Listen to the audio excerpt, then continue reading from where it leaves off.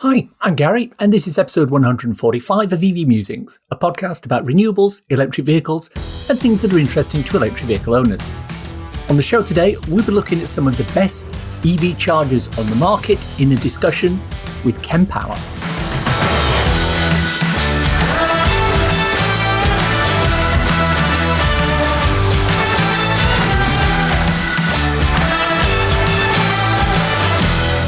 This season of the podcast is sponsored by ZapMap, the free-to-download app that helps EV drivers search, plan, and pay for their charging. Before we start, I wanted to know if anybody had any thoughts or comments on the new audio on the podcast. Producer Aaron has been doing some great work fixing my voice and putting the music over the top. I'm assuming from the lack of negative feedback that this works for listeners. Let me know otherwise. evmusings@gmail.com. Our main topic of discussion today is Kempower. If you've listened to this podcast at all, you'll know that we rate the Kempower charging units very highly. They're designed to allow load balancing between multiple units sharing a high voltage source. Each unit only gets the power they need at that time, and any spare power is channeled to other units that might need it more. Kempower are currently installed in numerous countries across the world, but here in the UK, they're limited to the hubs being developed by Osprey Charging. We chatted with Osprey Charging back at the start of the season if you want to hear Ian Johnston's thoughts on Kempower and their hubs. But today, I'm delighted to be joined by Tommi Ristimäki, the CEO of Kempower. Welcome, good morning, good afternoon, how are you? Yeah, how are you? And good afternoon and everything like that, Gary. That's nice to be here. Delighted to have you. Can you bring the listeners quickly up to speed with your specific journey to electric vehicles and ultimately to Kempower? Did you drive an electric vehicle before joining the company, or was that a result of your work? Not, but I was working with a lot of projects developing electric vehicles, actually. So my background is actually from the power electronics industry, from electrification, from the wider point of view, from industrial side with frequency converter, electric motor control for years. I think more than 10 years in different industrial groups working with what you call electric drives. And then I took a, let's say, sidestep into the vehicles in 2011, working with the early e-mobility, but I was on the vehicle side. So working with heavy vehicle electrification with a lot of hybrid systems, fully electric buses, you name it, from that point, marine electrification. And then actually in 2019 got a really chance to step out of the vehicle, besides the vehicle. And then it also became relevant to become an EV driver when you're producing electric vehicle chargers. And that was kind of a learning experience. Even worked almost 10 years with electric vehicles. You didn't know actually how the charging world works before you became electric vehicle driver yourself. Indeed. What EV do you have at the moment? I have a Tesla Model S. Still 2018, the old one, waiting eagerly for the new one. Was supposed to be delivered last November, but we all know how that goes at the moment. Let's move on a little bit and talk about Kempower. Now, I believe that famously, the sort of predecessor parent company for Kempower, Kemp, was a welding company that then moved into DC power sourcing, providing power for the CERN particle accelerator, amongst other things. What was the move from that into EV charging? How did that happen? And it's actually, Kemp is still a welding company and actually very successful at that. So it's more or less that the owners saw that we have an existing DC power know-how and application know-how from basically demanding application DC power. So it was kind of a internal company group startup from the beginning. And then now at let's say within the 4 years, it's a 100% standalone company inside the group. I think we are publicly listed, but the major owner is still the Kemp Group. Oh, okay.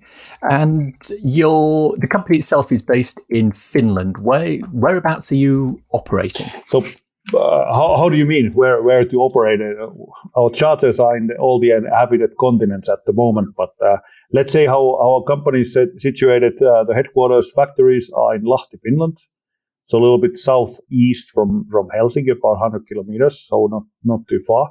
But actually, we have offices now in 8 different countries in Europe, including UK. We'll come back and talk about that in a second. But what are the different functional areas that Kempower are involved with? I mean, obviously you've got vehicle charging. Now, I believe you also have something that deals with bus charging as well. Is that right? Yeah, I would like to call that vehicle charging. I consider even boats as vehicles. They just move on water. And maybe in the future that the airplane could be considered as one as well when it becomes popular. So all sorts of moving things which require charging. I like the idea of charging aircraft. That's a big thing that I'm into on the podcast. I'm a big fan of electric aviation. So as soon as that kicks off, that's going to be absolutely fantastic. Yeah, that's really cool when that happens. Yeah. So let's see. I'm betting Norway will be the first one because it makes all the sense in the world in their country. Oh, yeah. Absolutely. Now, in the UK, you're famously known for the S-series load balancing units, but those aren't the only ones that you produce. Talk to me a little bit about the products that Kempower produce. I think the first product we came out was actually our T-series movable charging units that are connected to 3-phase power on the wall, and you can move it, change it to DC power, having 40 kilowatt out of the, let's say, unit that you don't need to install. You just connect to the wall. And actually, as a curiosity, the first customer for that was also in UK. We sold the first unit to Dennis Eagle Garbage Trucks with their project when they were developing their first electric models. And then actually we have also from the S series, we have so-called standalone chargers. So more or less similar to everybody else with some benefits. But we have certain markets, let's say the early markets, who don't really get the point with the satellite and the power distribution. We have certain, let's say, public tenders that you need to comply with a similar box with the 2 cables kind of a solution. So we do have that as well. But when we're looking at bus markets, then it gets more complicated, having this through-the-roof charging, pantographs, different solutions in bus and truck depots on how to have the cables accessible to people and not to get the trucks and buses. Let's say, if you have a, let's say, bus depot full of satellites, like you have personal car charging with you, it's like a bowling alley for a bus driver. So you need to have a more clever solutions how to get the sites accessible. So there we have some special solutions. Oh, that makes sense. Now, as I say, you're known, particularly in the UK, for the load balancing unit. So at what point did somebody sit down and think, we are generally charging by linking the power to the actual unit itself, rather than going and looking at linking the power to the overall availability and balancing it from that point of view? Who came up with the concept of load balancing?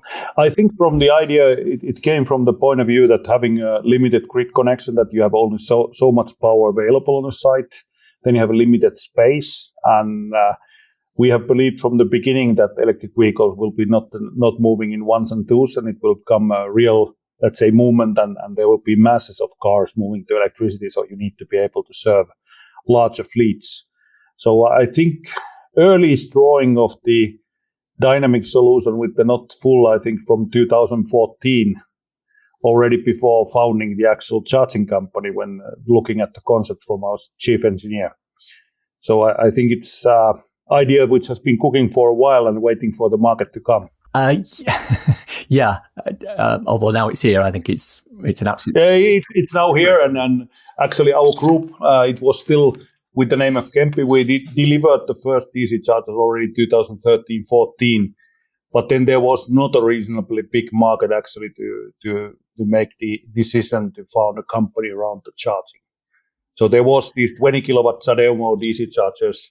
Well, I think we delivered 8 or 10 as a test installation within Finland for early Nissan Leafs. I was in a discussion last week, I think, with Ian Johnston from Osprey Charging. And the question that I put to him is, these Kempower chargers are fantastic. Why don't you put them everywhere? And if I could paraphrase his answer, it was, well, they're not necessarily suitable to go in at every particular site.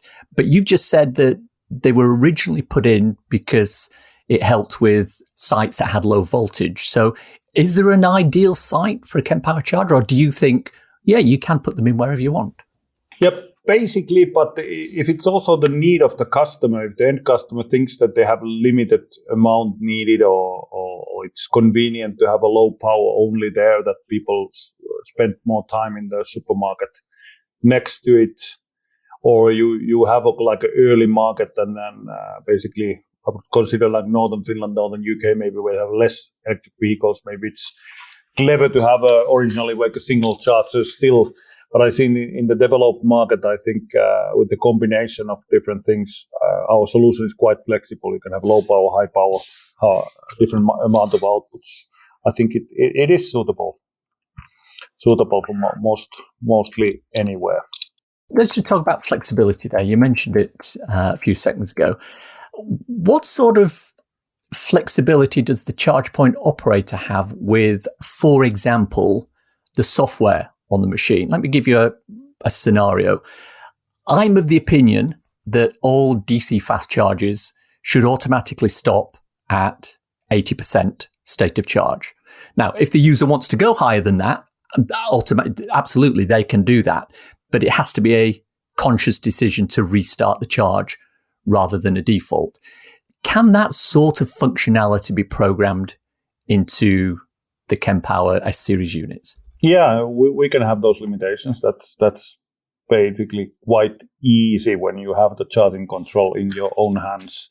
But I think it's more or less how the CPOs work and how their platforms are capable of having different options. But is that a bit of functionality that the charge point operators manage and control, or is it something that you manage and control on behalf of them? So would they have to say to you, I want this particular functionality put in? Yeah. But that's fairly easy to do, having the limits on those like 80% state of charge. I think that's not very common in the CPO world that people have this.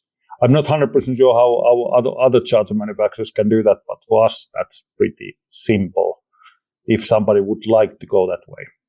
Yeah, I'm not sure anyone would. I mean, I've spoken to a number of people who think that should be something we should be discussing. There is a big problem in the UK with a lot of new EV owners coming in and saying, I'm charging up to 100% every time. And as you know, and I know, when you get above 80, 85%, the charge rate drops so low that the amount of time that you spend hogging a charger waiting for it to go to 100% is quite high. And if it was to automatically stop at 80%, that would obviously free up chargers a lot quicker than letting it go to 100%. It is true, but it also kind of answers our dynamic system where you move the power to the next guy. It actually helped with this situation that people keep hogging the charging spot too long. And it's not really if they stop at 80% or are they actually moving away. That's a bigger problem, that you are actually blocking the site from the point of view. Even worse if the diesel car blocks the site. But basically, it's the idea that even you stop the charge, the car will still be there. So that kind of, in the dynamic system, you don't really care if they charge more. It's more or less if you would like to, let's say, protect the health of the battery by staying lower but should be actually settable in the cars. I don't know if it's in all. At least what we have home and in Tesla and my wife's ID4, we can do that. But I don't know, in all cars, can you actually limit the state of charge from the car side? Again, I think it varies. I've got the ID3 and I can do it on mine. So, I'm quite happy with that. But just sort of looping back there to something that you talked about. We have the problem, as you've already said, of overstay. So somebody plugs the car in, wanders off to do whatever they want to do. The car hits the maximum charge, it stops. But the car is still blocking the charger. The charger's still connected. It's not pulling any power, but it is stopping somebody from using that charger. So one of the ways that a number of charge point operators have got around doing this is Tesla comes to mind, is overstay fees. As long as the charger is still connected, regardless of whether it's actually putting power through or not, an individual will get charged for that. Now, that's fairly easy to implement, but one of the other things that I'd like to see, and again, it may just be me, is can we make it so that the charge itself is only stopped, and when I say stopped, I mean the payment for that charge is only processed when the connector is put back onto the actual stand, because one of the other issues that occurs a lot in the UK, and I've got to assume in other places with certain charge point designs, is that people remove the connector from the vehicle and then they drop it on the floor rather than putting it back where it should be, which damages the head. So if we had some sort of functionality which says, well, until you've physically relocated that charge connector back into the unit, it will still charge you for any power that goes through. So if you then drive off, somebody else comes up, picks that charger up off the floor and plugs it in, their charge will be paid for by you. Interesting idea. That's a good development idea in the point of view that we don't have sensors in the holder at the moment. So of course, there is no feedback if you don't have some measurement way. At least we don't do that. We basically allow the thing, if you are still connected to the car, the CPO could, let's say, charge the customer, but not not at least today with our products, because we want to keep the holders simple, but that's a development idea for the future. Good, put it on the list then. Yeah, it's probably fairly easy to do, but adds complexity to the holder. So of course, yeah. Now, who's behind the design of the user interface on the S series? Because in my opinion, it's one of the best on the market. You know, you've got a reasonably small screen, but it's very, very intuitive about how it works. And obviously, you've got the ability to scan the QR code and take the information offline onto your phone. Who designed that? It's our software team. It's the same guys as are behind our let's say cloud system as well, which is monitoring the whole system. So it is based on a lot of study. And in the beginning, we were also monitoring where the people are pushing and moving the buttons, what it makes more convenient. Like in one video, Tesla Björn was accidentally pushing the stop button when he was doing something else. So we removed the stop button to a more convenient place that you don't accidentally push it. So it's behind the development of the guys and experience. And one thing we did quite early in the company that we started supporting the employees to get electric vehicles, for them to actually, and the R&D guys especially, that they understand to who they are designing. Or when you're designing for yourself, you start appreciating the details. And this is, I think, the best decision we have made, that early in 2019, almost everybody in the company was an EV driver. Now what we are about 300, I cannot say the percentage is the same. I think the amount is higher now in there, but I think it was really key to actually understanding the experiences on being an EV driver.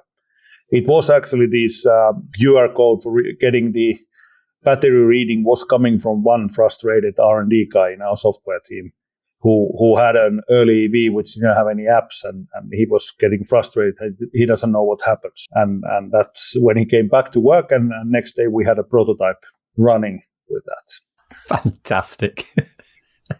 You're obviously based in Finland, a traditionally cold country in the winter, and cold and EV charging are two things that don't tend to go together too well. Talk to me about some of the challenges that you've experienced with chargers in cold weather. I think it's not really about the chargers actually like the cold weather. At least when you know how to design the electronics to handle the cold. But it's mostly the problems in the cold weather is with the cars and the battery temperatures. That the powers get limited when the batteries are not warm enough to accept the power. Generally, I like to say normally that the batteries are like people. They like to stay in about 37 degrees Celsius and being comfortable and nice. And if you're out of that range, you might start getting limitations, whether it's hot or cold. Basically, the cold charging, if it's not extreme cold, then the charging cables get limiting, and they don't bend anymore, and you cannot use them. But basically reasonable temperatures. There's not let's say clear difficulties, except the fact that car batteries tend to be quite cold. And then when car battery is cold, the car manufacturers decided to limit the charging. And they are protecting the batteries. It's not that the batteries are not capable of taking, but it might shorten the lifetime of the battery if you charge it with high power when it's cold. Okay, yeah, no, that's fine. But if we go back to what you just said there, you've obviously said that under certain circumstances, you're going to get problems with some of the cables because the fluid that's in there won't react well to the cold. Or even just the plastic. The rubber cables get really stiff in -35. It's it is kind of hard to use kind of things, and when it gets, I would say, if going below -40, then you have limitations of how much the wear and tear the CCS plugs can anymore handle. Well, I was on a conversation earlier on this morning with somebody from Minnesota. Obviously, that's up in the north of America, and they do get some pretty cold winters up there. And obviously, we had the polar vortex last year. Yeah, this is a hard place. I think we don't know anything about cold in Finland when it comes to Minnesota. I used to work for Honeywell, and our division headquarters was in Minneapolis. And when you are there, in Finland, when it's really cold, you don't get wind. But in Minnesota, you get the wind from Canada blowing through your body at the same time when it's extreme cold. So, this is extreme. So from that point of view, given that you've got chargers which have access to a ready supply of electricity, would you consider creating what's the word I'm looking for, a cold version where you could actually say, right, if you're putting your charger, your S-Series into Canada or Minneapolis or somewhere like that, we can use some electricity and actually pipe it around to keep the unit itself warm so that even in cold weather, you're not going to get the whole thing freezing up? Or is that something that's... No, I think it's how we have designed. I think for the charger itself, the temperature is not a problem. It's the usability of the cables. It's somehow limited. And I think actually the liquid cooled cables might be even better if you have enough antifreeze in the liquid. So the liquid going and basically dry cables might be even stiffer in the cold weather. But warming up the cables will actually, as soon as you start charging, it's easy. Yeah. I'm more concerned of getting to a charger and not actually being able to pull the cable out because it's frozen in. Oh, okay, yeah. True. And it's also vital that the people are maintaining the chargers as well. I mean, the owners of the charge points.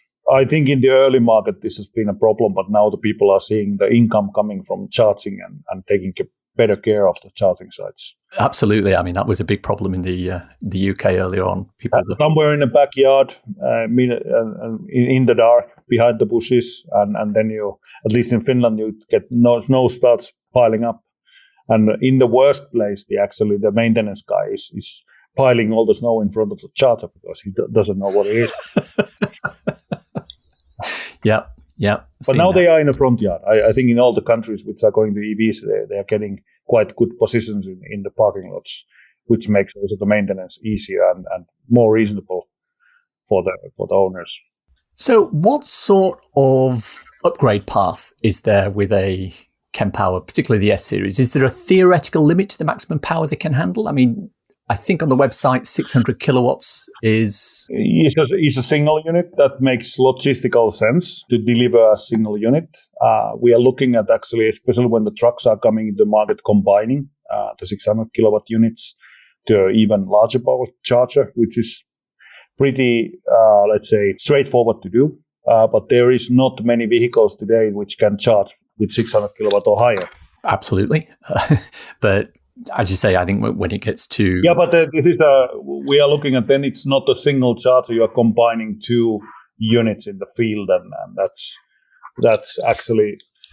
it doesn't make sense to make a physically single unit because you cannot transport it anymore in a convenient way. So I think what we have found out that our 600 kilowatt unit is basically the biggest with our tech that is reasonably handleable still with the normal lifting devices. Final sort of question on the units themselves. Talk to me about how pricing is handled. Is that something that is a function of the unit, or is that something that is dealt with by a separate back office which Kempower have nothing to do with? Yeah, it's normally the CPO handles the pricing, but it's not as simple as that because we can provide many ways on how to do the pricing that we can, let's say, We have a now Norwegian customer who is taking actually the flexible pricing based on the spot pricing on the market.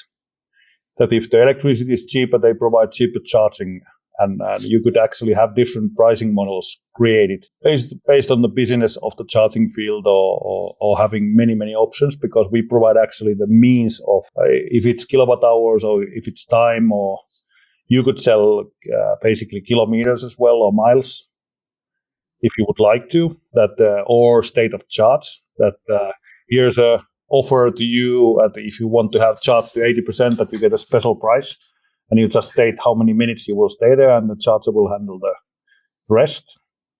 Because we are also looking at let's say the most usable EVs. It's I would say 90-95% we actually recognize based on the charging curve.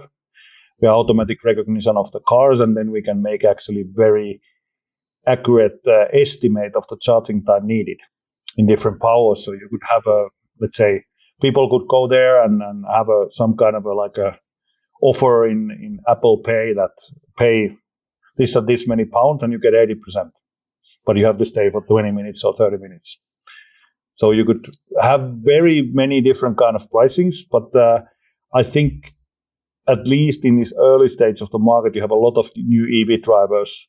People want to keep it somehow simple and understandable. You are buying energy and you are not paying for usage time of the charger or having any discount schemes with this kind of offers. Or I think it might get new users confused.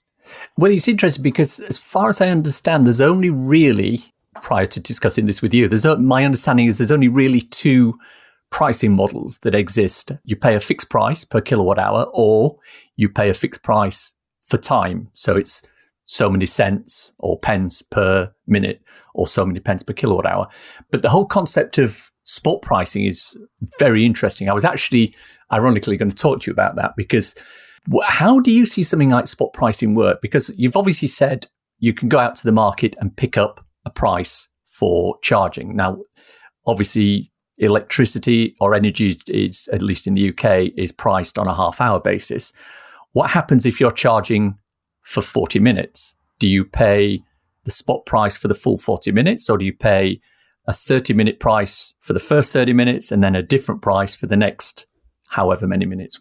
I think that this might be a really interesting question to our CPO customer in Norway called Green Station, who introduced this kind of a spot pricing idea, that they want to have a fair pricing, whatever is the energy price.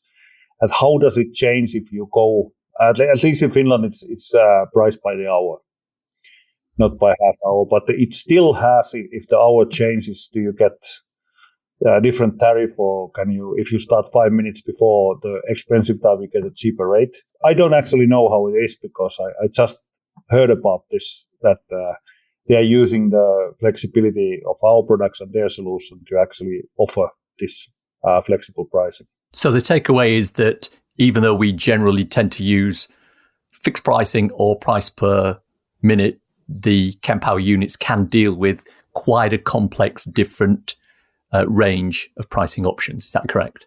Yeah, I think so. And I think what is the most likely what that will happen at the slow times will get a lower price.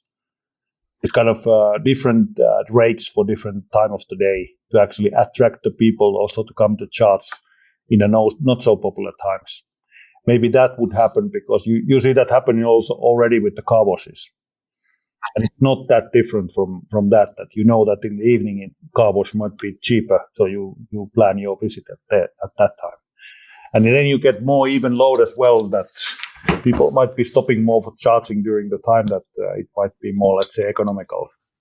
Let's move on a little bit. The units that were installed recently at the Paisley Pear in Brackley, I went up there for the opening. Very nice units. They were rated with ChargeSafe 4.46 out of 5, with the highest accessibility score recorded on the UK network. Talk to me about accessibility at the chargers. Was that something that came out as a result of the way they were designed, or were they designed specifically to allow easy accessibility? Easy accessibility was one point, and it was also the convenience, and looking at that the cables are not hanging on the ground, which is really hard if you have a wheelchair. And getting past that is almost impossible if you have thick charging cables on the ground. And looking at getting an easy access is actually wider idea that we wanted to make it convenient. And there is even more work to be done with that, making moving maybe the start buttons a little bit lower to make it even more convenient and making more, let's say, recommendations on how to build charging sites. But it is one of the topics we thought about. Now, you mentioned earlier on when we talked about the user design that because everybody in the company who's working on this actually has their own electric vehicle, they were able to feed the requirements that they have into the design. Do you have anybody on board who has a disability or who has accessibility issues who was able to help some of the thinking in the design process? I think we have some colleagues who have children with disabilities, so they have a very clear view where you can get with the wheelchair. Not direct employees, yes, there is some, but not as well. I think we could have somebody with a wheelchair, but we don't have at the moment. But I know at least one of my close colleagues has a son with a disability, and then it actually makes all the sense actually to gather the information from the people who know what they're talking. I was speaking to one of your guys in the UK at the opening of the Paisley Pair, and I said to him, these units are excellent. Why are they not everywhere in the UK? So why are they not everywhere in the UK? What's stopping it? I think it's coming. You will see more and more. So it's a question of time. I think there will be more. So I think this is a very, very positive movement, what we've seen in UK and throughout the Europe, that I think it's a busy time for charger manufacturers whose products people appreciate. So you cannot fulfill all the world's needs in a couple of months. Okay, well, let's just dig into that a little bit, because you've been in the UK market. When was the first hub opened? The first Osprey one? 21, I think. So last year. So you've been there a year, and to my knowledge, the only CPO in the UK that has purchased the S-Series is Osprey. So why is that? Is it that you haven't yet approached other CPOs, or have they approached you and you've said, no, we need to get a footing with Osprey? What's actually stopping other CPOs from coming to you and saying, we need these in now? Because there are any number of hubs that have been added since the very first one that Osprey put in, and none of them have got the S-Series models in there. Of course, we are a new player, new kid in town, and that affects that thing. But wait a couple of months, you will see other CPOs. I cannot comment on everything yet, but I think there will be others as well. So what is the roadmap for Kempower as a business? Will you diversify? Are you looking at maybe buying other charger manufacturers, going into providing charging as a CPO yourself? What's the roadmap?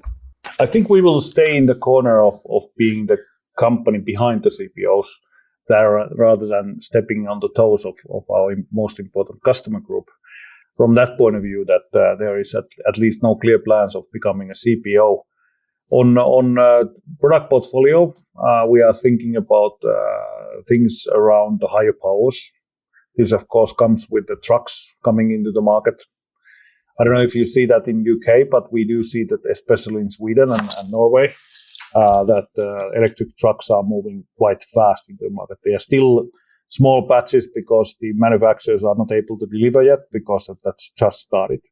But I think there's a lot of development, and when you look at that, you have a 800 kilowatt hour or megawatt hour battery banks, and basically a truck driver has like these 45-minute breaks what you have to take. You should be able to charge your battery during that time, and that will require new things around. And there's the new standard coming, the megawatt charging standard, which might increase the charging speeds up to over 3 megawatts. First, probably reaching, let's say, 1,000 kilowatt megawatt range. So I think a lot of development is on that. Then, of course, I think in the rest of the Europe as well is looking at more this kind of payment terminals, payment solutions. I think from the usability point of view, harmonizing the payments, and it's kind of wild west today with different apps and different tax, and things. And for me, being in the industry, it seems quite straightforward, but trying to explain that to a newcomer, it's not that simple. I think in none of the markets is very simple when it comes to roaming prices and prices in general, and what apps and what tax you have in different service operators.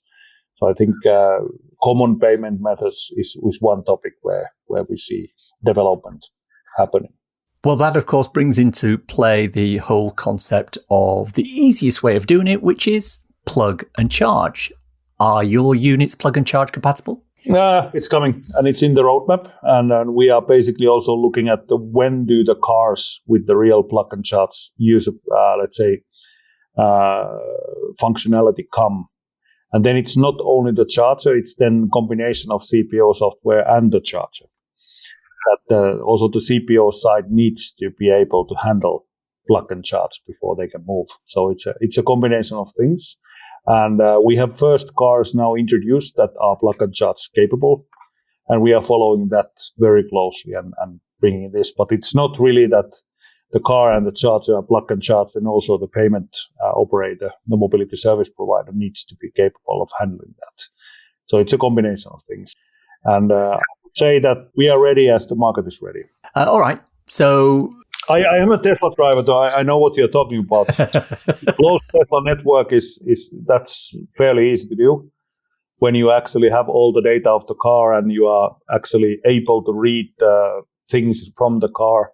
We were actually thinking about bringing the auto charge into the market in the first place, but then some car manufacturers started limiting the visibility of the car IDs and the MAC addresses of the cars, and it became impossible to use so-called auto charge function that you read just the ID of the car and use the ID of the car as a recognizing method.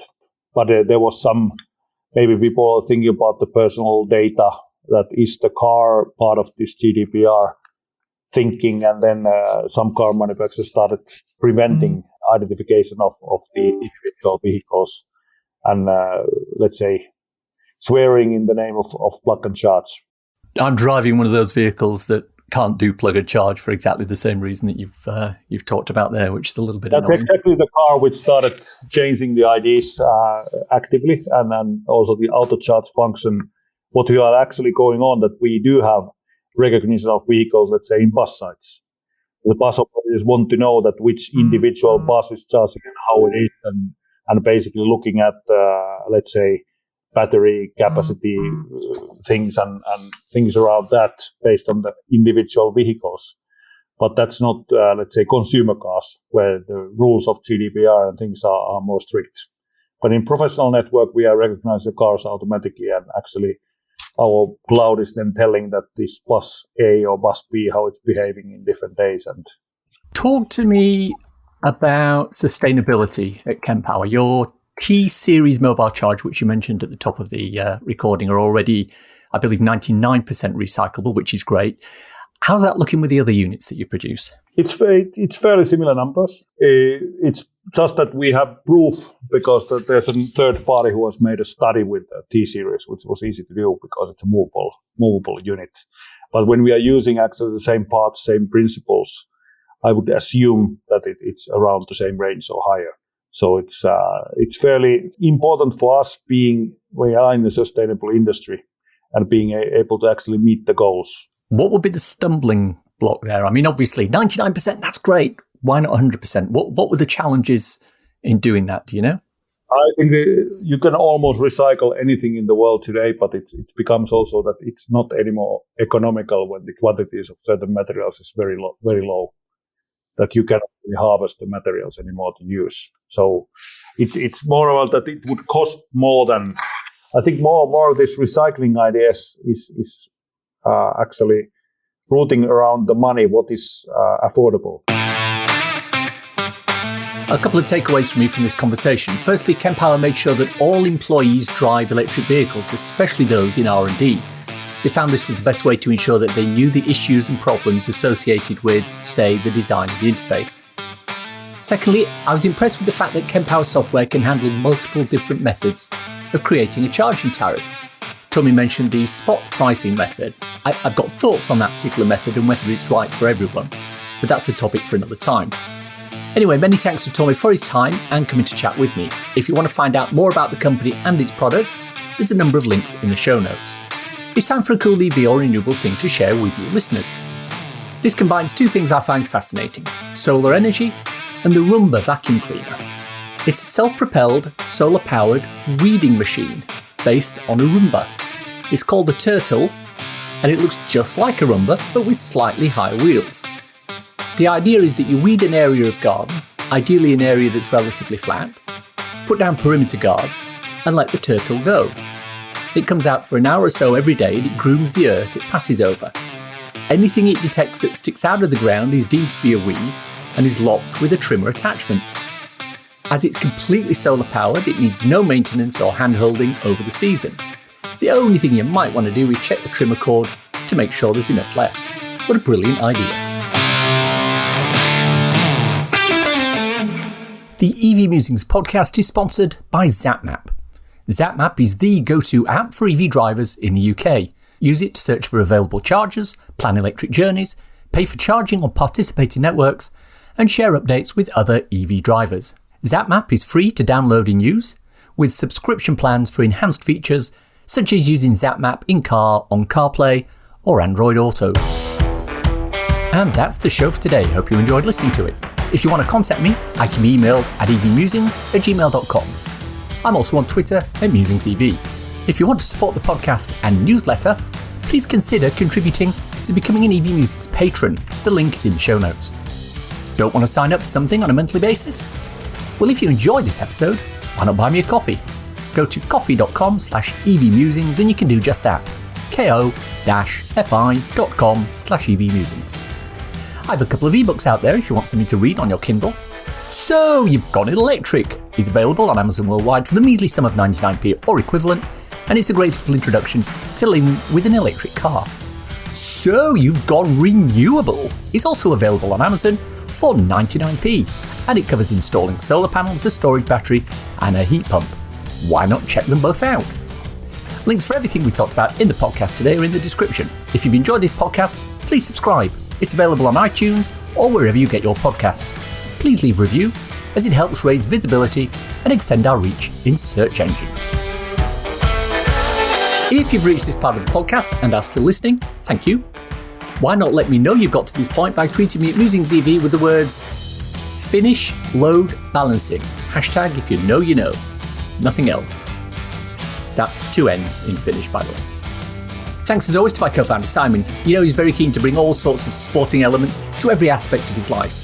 He's a big fan of competition in whatever he does. His latest initiative is to gamify public transportation. He's doing this down at his local council depot where they store the public transport vehicles overnight. If you have a, let's say, bus depot full of satellites like you have personal car charging, you do it. It's like a bowling alley for a bus driver. Thanks for listening. Bye.